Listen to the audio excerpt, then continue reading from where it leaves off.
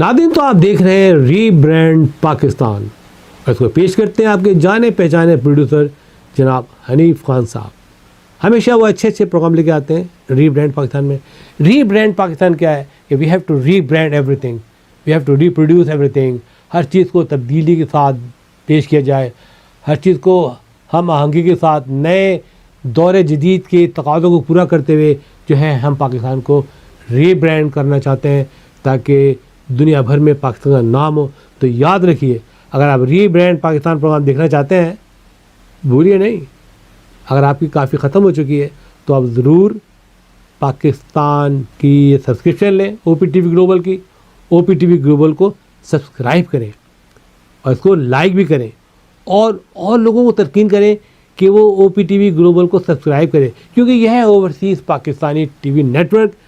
दुनिया भर में आबाद पाकिस्तानियों का ये टेलीविज़न है और ये उनकी आवाज़ है। तो देखते रहिए OPTV ग्लोबल।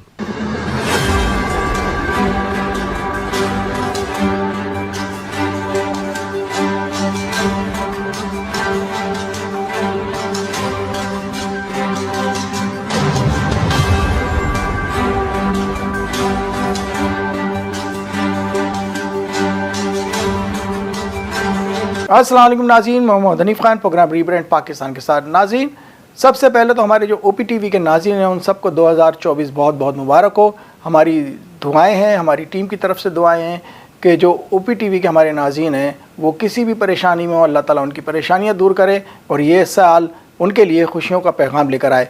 और हमारी तरफ से, हमारी टीम की तरफ से, हमारे जो OPTV के CEO हैं वकार अली भाई और फातिमा भाभी हमारी और उनकी जो भी फैमिली है, उन सब को हमारी तरफ से दिली गहराइयों से बहुत बहुत मुबारक हो 2024। हमारी दुआएं हैं कि हमारा OPTV इसी तरह दिन दुगनी रात चौगनी तरक्की करता रहे। तो नाज़रीन, इलेक्शन का दौर है और इस वक्त इलेक्शन की गहमा गहमी है।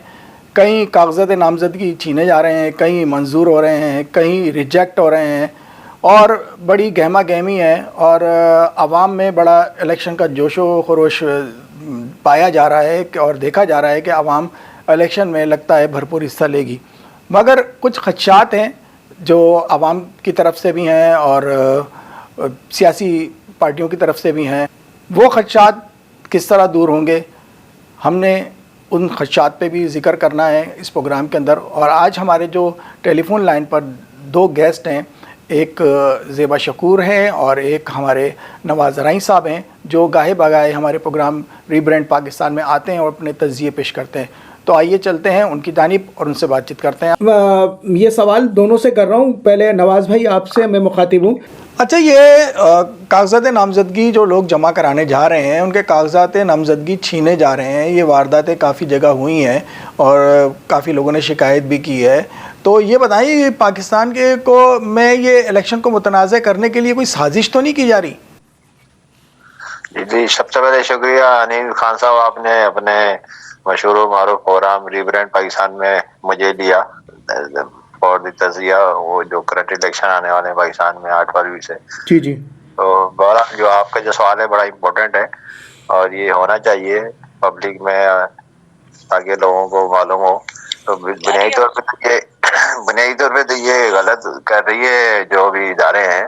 इलेक्शन कमीशन को चाहिए कि हर सियासी जमात यहाँ आज़ाद उम्मीदवार जो इलेक्शन में कागजात नामजदगी जमा कराने के लिए एक शेड्यूल है 3-4 दिन का, आज आखिरी दिन था, तो उसमें सबको मौका मिलना चाहिए ताकि कोई शिकायत ना हो। तो ये मुझे लगता है कि जानबूझकर इलेक्शन को क्या कहते हैं पोस्टपोन करने की तरफ भी हो सकते हैं ताकि कोई बहाना मिल जाए ब्यूरोक्रेसी को कि हम इलेक्शन नहीं करा सकते। बजट की भी पहले कहते थे, फिर वो तो भला हो जी चीफ जस्टिस साहब ने काफ़ी इन लोगों को आईन कानून के तहत बुलाया और बावर भी कराया कि आपने पेपर सबके लिए। वो तो बात की बात है कि इलेक्शन में हारे या जीते, मगर पहले तो वो जो बुनियादी मरहला है कि पेपर तो जमा हो ना उम्मीदवारों के। जरूरी नहीं है कि वो सियासी जमात वाले हों, आज़ाद उम्मीदवार भी लड़ सकता है पाकिस्तान के आइन के तहत। तो ये मैं कह सकता है कोई साजिश है ताकि सरकार या इदारे, उनके पास बजट है नहीं, IMF से भी मांगते फिर रहे हैं। तो मेरे ख्याल से यही लग रहा है कि ताकि आगे जाके PTI वाले अगर कोर्ट में चले गए तो ये इलेक्शन खतरे में भी पड़ सकते हैं। मेरी अपनी राय है। اچھا تو یہی سوال زیبا ابھی آپ سے ہے کہ یہ الیکشن متنازع بنانے کے لیے کوئی سازش تو نہیں ہو رہی؟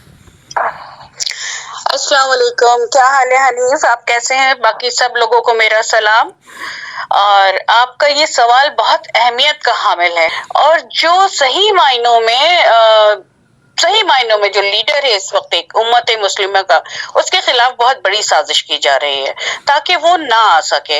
مگر ہمیں اللہ کی ذات پہ پورا بھروسہ ہے کہ انشاءاللہ آنا اسی نے ہے اور الیکشن بھی ہونے ہیں. یہ اور بات ہے کہ جو سازشیں ہو رہی ہیں نا، اس میں تھوڑا سا ڈیلے ہو جائے، مگر الیکشن ہونے ہیں.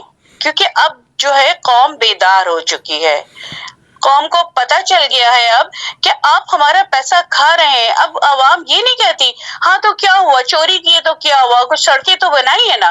اب عوام یہ نہیں کہہ رہی ہے. تو الیکشن ہونے ہیں، پرابلمز بہت ہیں، سازشیں بہت ہیں، اور ابھی سے کوشش ہو رہی ہے. پیپرز چھین کے لے جاتے ہیں، پیپرز نہیں جمع کرانے دے رہے ہیں. وہ سب کیا ہے؟ یہ سب کے سب پاکستان کے خلاف سازش ہے. اچھا نواز بھائی، ریاست کو بدنام کرنے کے حوالے سے کیا کہیں گے کہ ان تمام حرکتوں کا الزام لوگ ریاست پر لگاتے ہیں، اس حوالے سے آپ کیا کہیں گے؟ نہیں، بنیادی طور پہ تو اصول تو یہی کہ جو جس کے ہاتھ میں پاور یا معیشت ہوتی ہے تو لوگ اسی سے سوال کریں گے نا. اب اس کی مثال یہ کہ بلدیاتی نظام ہے. اگر بلدیاتی نظام کے تحت اگر پاور دی گئی ہو سڑکوں کی، گٹر کی صفائی کی یا عام لوگوں کی سہولیات کے لیے، تو پھر انہیں سے سوال پوچھا جائے گا نا. جب وہ پاور ہی نہیں دی تو پھر نہیں ہے. تو ابھی چونکہ ریاست کی بات ہے تو ریاست کے 4 اہم ستون ہیں، جس میں میڈیا بھی آتا ہے اور جوڈیشری بھی ہے اور مقننہ قانون بھی ہے اور یہ سرکاری ادارے ہیں. تو وہ جب ظاہر بات ہے پاور ان کے پاس ہے اور نگراں حکومت ہے تو پھر انہی سے سوال پوچھا جائے گا نا. تو میرے خیال سے یہ ڈیلے ٹیکٹس ہے، جیسے زیبا امتیاز صاحبہ نے فرمایا کہ یہ سازش ہے پاکستان کے خلاف.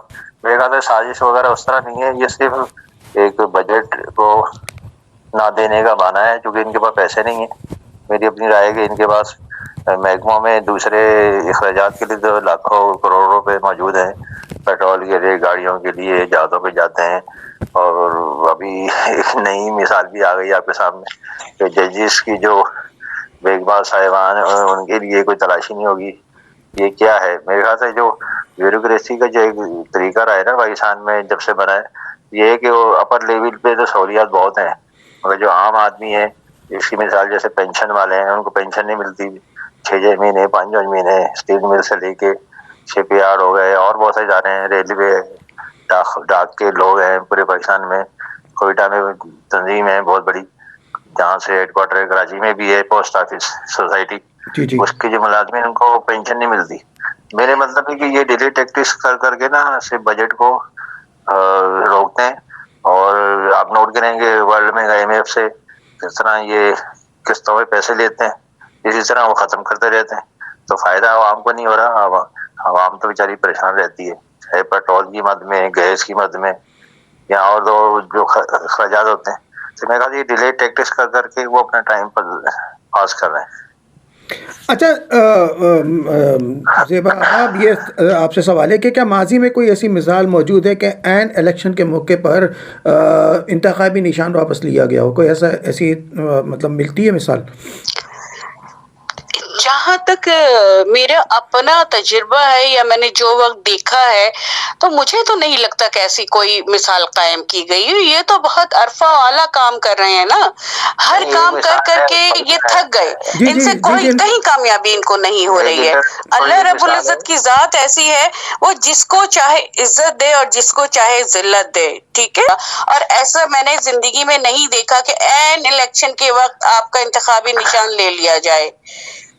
نہیں، اس نشان کی وجہ سے ایک پہلی مثال ہو چکی ہے. پیپلز پارٹی کا نشان پہلے شاید آپ کو یاد ہوگا تلوار تھا، تو وہ ضیاء الحق کے زمانے میں وہ اسی وجہ سے لے لیا تھا کہ وہ اس میں کچھ ہاں تو تلوار بھی تو انہی کے پاس رہی نا، پارلیمنٹیرین کے پاس چلی گئی نا. جی تب آپ یہ چاہ رہے ہیں کہ یہ جو اپنا دوسری جہانگیر ترین کی اور پرویز خٹک کی پارٹی ہے تو بلہ ان کے پاس چلا جائے. اب یہ تو آگے جا کے معلوم ہوگا. بہرحال ان کا تو نشان الگ سے آیا ہوا ہے، ان کا تو وہ ہے کیا کہتے ہیں ایگل. تو ہم کس بات کے اوپر ابھی یہ کہے کہ نہیں جی کچھ نہیں ہوا ہے؟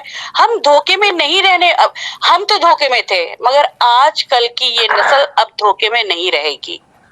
میں نے بھی آپ کو اسی انداز سے بات کی، مگر ایک نا جو ریسرچ میں جو اینالائز ہوتے ہیں نا وہ ڈائریکٹ بات کبھی نہیں کرتے، وہ ایک سسٹم ہوتا ہے اعداد و شمار کا اور اتھینٹک جو بات ہوتی ہے۔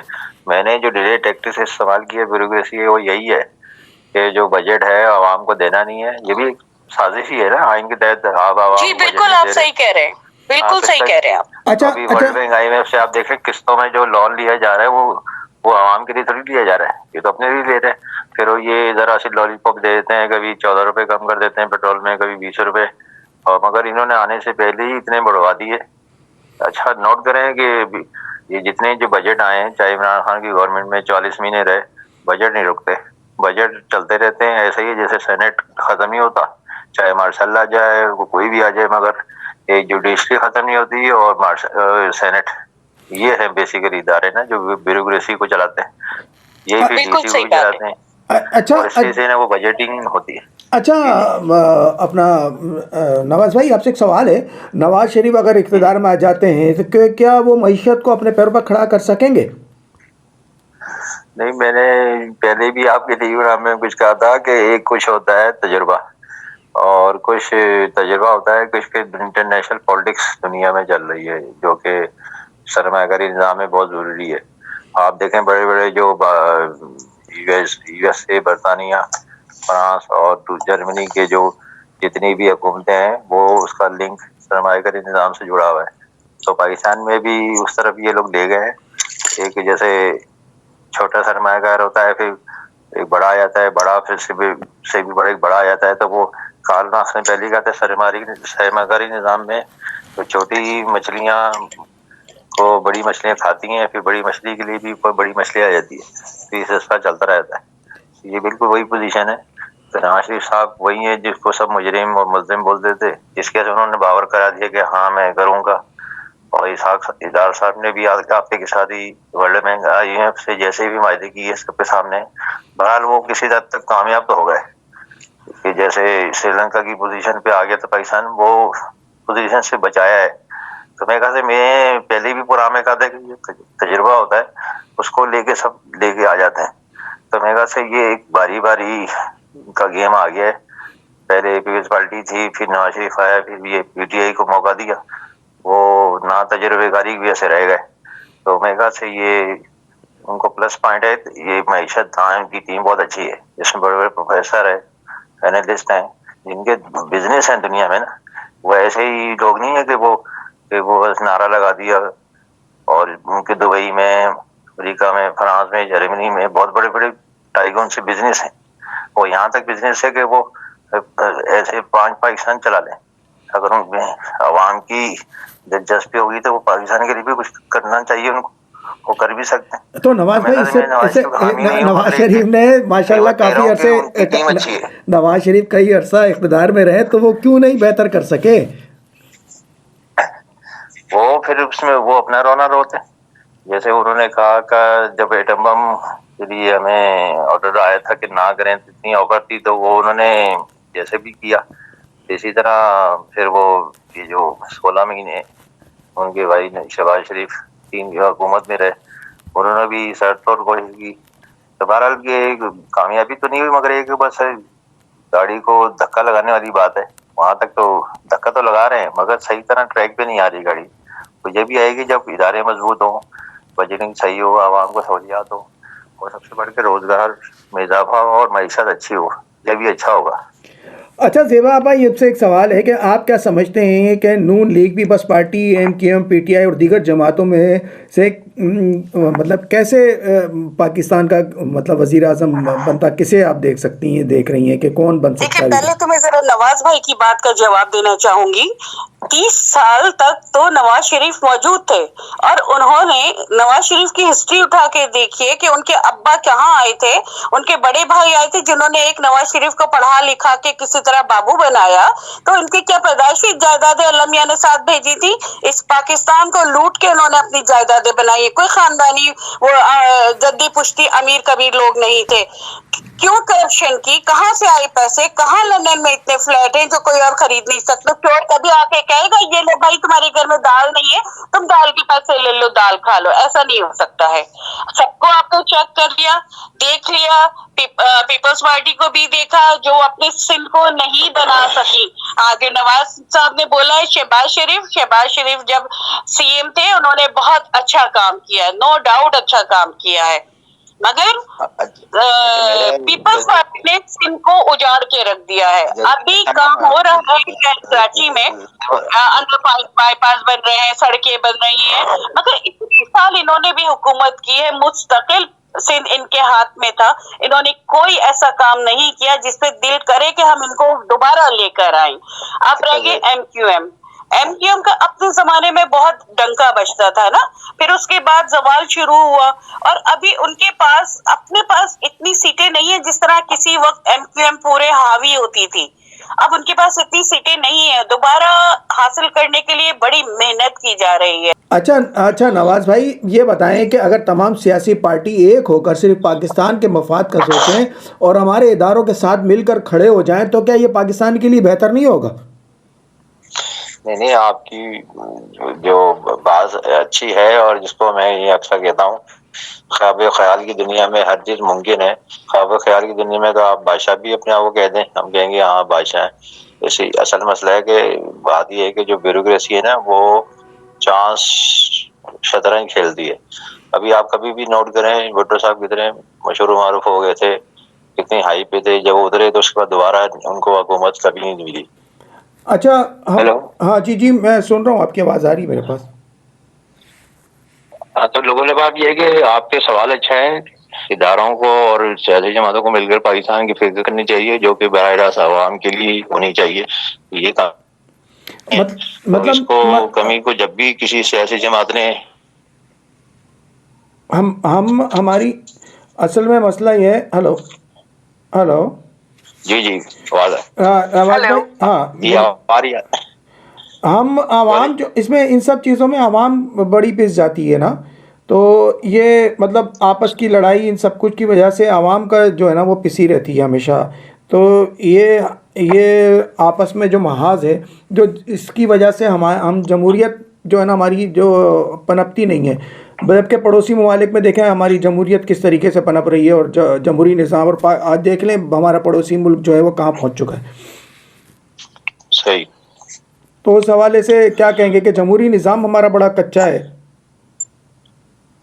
नहीं, बेसिकली जमहूरी निज़ाम तो अपनी जगह मौजूद है, सिस्टम है मौजूद है, जो कि बरतानिया जब गया था, यानी कि अंग्रेज बहादुर जब गया था हिंदुस्तान से, तो दोनों हिस्सों को एक जैसा ही निज़ाम छोड़ के गया था, चाहे पुलिस का निज़ाम हो, जुडिशरी हो या एजुकेशन हो, सब एक जैसे ही थे। थोड़ा बहुत फर्क था जुबान का, मगर वो देखे गए सबको वो। मगर ये जो असल बात ये कि जो एक सोच होती ना कि नेशन वाइज, वो पाकिस्तान में नहीं बन सकी, क्योंकि पाकिस्तान में जो चारों सूबे थे वो ये क्लेम करते हैं कि हमने पाकिस्तान बनाया, जबकि ये हकीकत है कि जीएम सैयद सूबे सिंध से पहले ही उन्होंने करारदाद पेश की, पाकिस्तान में आ गए। इस तरह पंजाब ने किया यूनियनिस्ट पार्टी से, इस तरह बलूचिस्तान 71 से पहले आए, और इसी तरह केपीके में भी, जिसको अब सरवा सरहद पहले कहते थे, वो भी बाद में आए।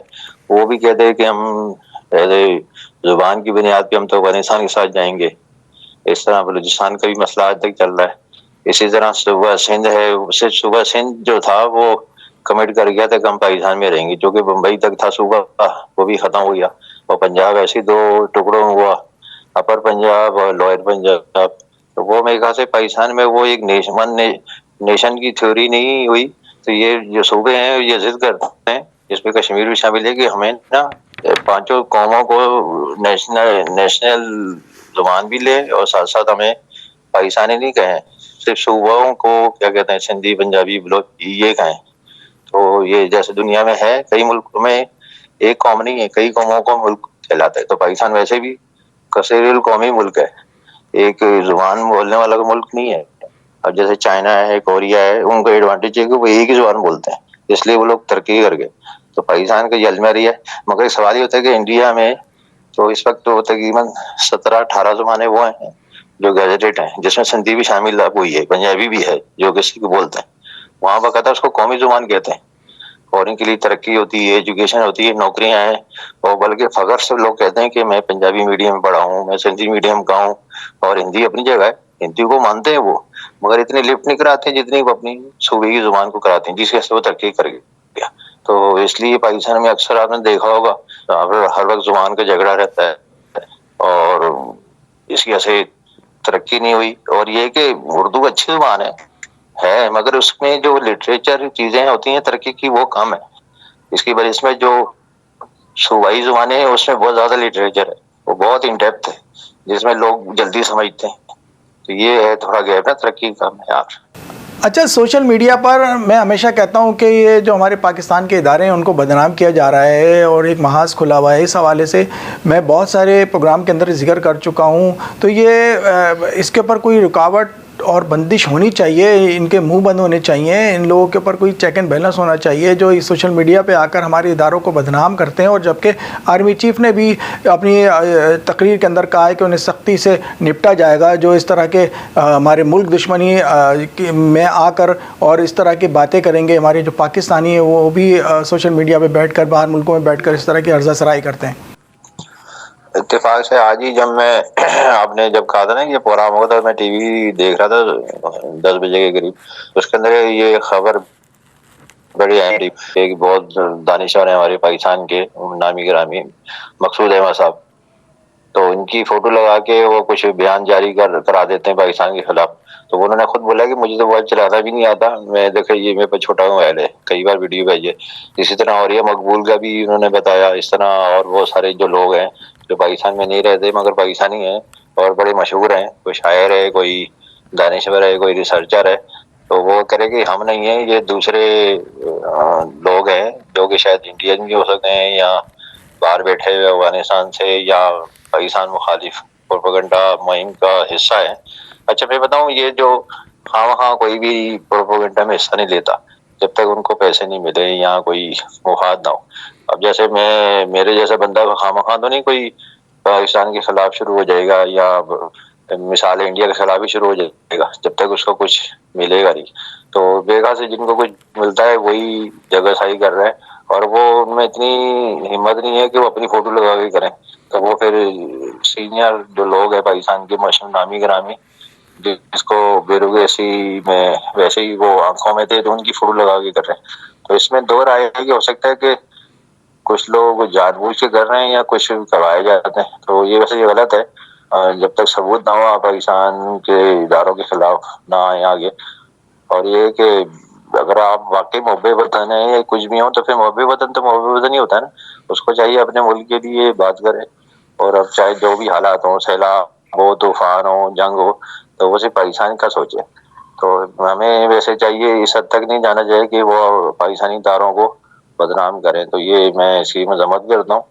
और ये बहुत अच्छे अच्छे राइटर्स को जब हम पढ़ते हैं सोशल मीडिया पर तो हमारा भी जहन खटकता है कि यार ये इन्होंने आर्मी के खिलाफ लिख दिया या पुलिस के खिलाफ या जजों के खिलाफ, तो ऐसा नहीं होना चाहिए। मगर जब बहुत दिनों बाद पता लगता है कि ये प्रोपेगेंडा मुहिम है जो कि बाकायदा बजरिए फंडिंग की जा रही है, तो इसके हमें चौकन्ना रहना चाहिए और हमें खुद सोचना चाहिए कि ये किस हद तक सही है। तो ज़ेबा आप इस हवाले से क्या कहना चाहेंगी?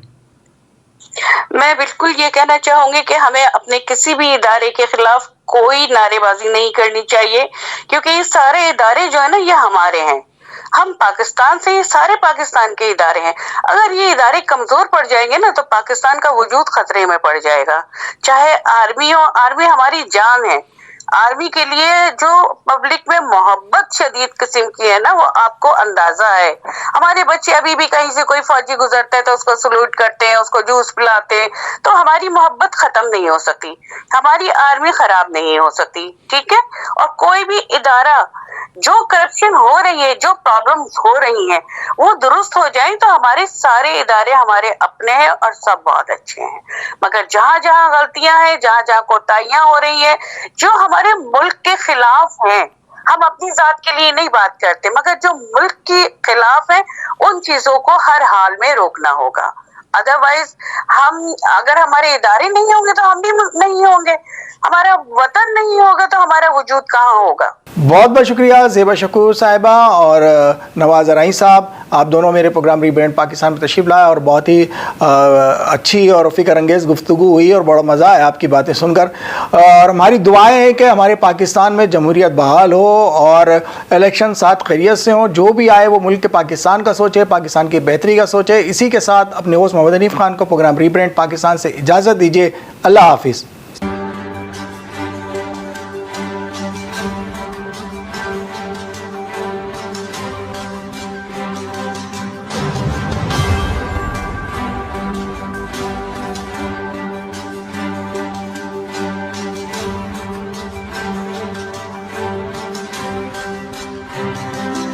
السلام علیکم ناظرین، my name is Waqar Ali Khan. I am the CEO and the executive producer of OPTV global. آپ دیکھ رہے ہیں OPTV گلوبل.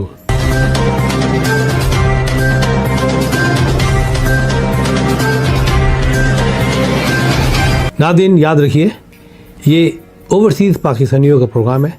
دنیا بھر میں جہاں جہاں پاکستانی آباد ہیں ہم ان کی بات کرتے ہیں اور ان کے اوپینین اور ان کے خیالات آپ تک پہنچاتے ہیں، اور ہم پاکستان کی تصویر بھی پیش کرتے ہیں. یاد رکھیے، دیکھتے رہیے OPTV global, everywhere, anywhere, any time.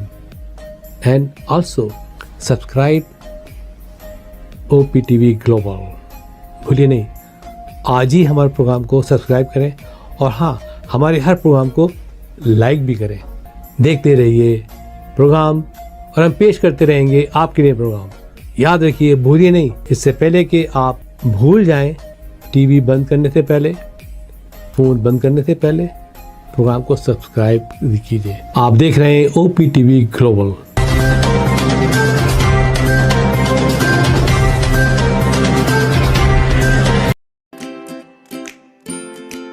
Faber Fusion is a company run by clinicians. When we are looking at a patient, we are looking at the patient's medical needs first. Patient is in the comfort of his or her home.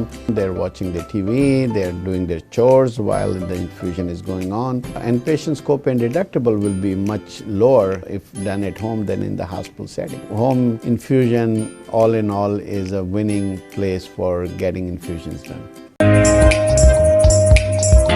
It is a heartening fact that you may obtain the best return on investment from your knowledge. You can progress by taking one step at a time every day and getting the greatest outcomes. American Education for Foreign Students provides online certification programs to assist you build your job skills in the United States. AMEDFS offers students hundreds of certificates courses worldwide. There are no limits to learning, and with AMEDFS you can begin your journey of studies by enrolling in these courses at your own pace, no matter where you are in the world. Our certificate programs are cost-effective and can help you improve your skills and knowledge. The best part is that you can learn these courses in your desired duration. We offer countless courses in various disciplines. Many courses are available, including business, information technology, programming, and project management. Our mission is to make high-quality education accessible globally. For more information, visit our website www.amedfs.com or call us on 1909-5762-982.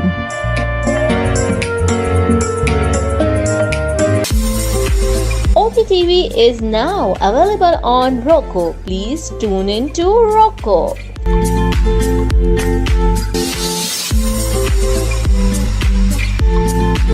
7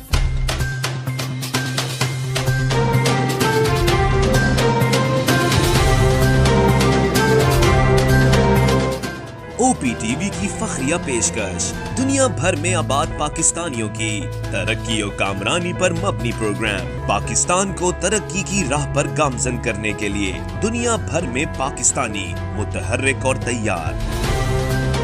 دنیا بھر کے ملکوں میں پاکستانی کا ان کی ترقی میں حصہ دیکھیے.